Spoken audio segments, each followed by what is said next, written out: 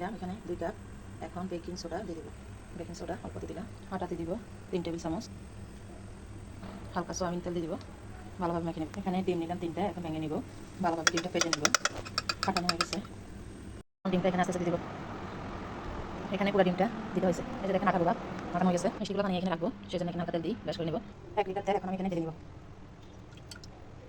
এখন এগুলো বানালাম। এগুলো বাকি পরে বানাবো। তেলটা গরম হয়েছে কিনা দেখবেন।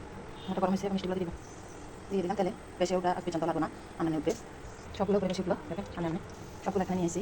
কালো জাম মিষ্টি বানাবো আর কালো করে দেবো। 1 কাপ। 2 কাপ দিয়ে দিলাম চিনি। পানি দিব 1 কাপ। এলাচ দিয়ে দিব 3টা। চিনিটা দিয়ে দেবো। পাশে দেখেন মশলা। আগুনটা কীভাবে আছে আমি দেখা দিচ্ছি। এই দেখেন মিডিয়াম আছে আগুন। বেশি দিলে পুড়ে যাবে, পুড়ে দিতে মিষ্টিগুলো। শিরাটা ফুটে গেছে। এখন মিষ্টিটা দিয়ে দেবো। 5 মিনিটের জন্য রাখলাম। বাকিগুলো দিয়ে বানিয়ে রাখলাম। ছোটো করে বানালাম। 5 মিনিট পরে আসলাম দেখি মিষ্টিগুলো।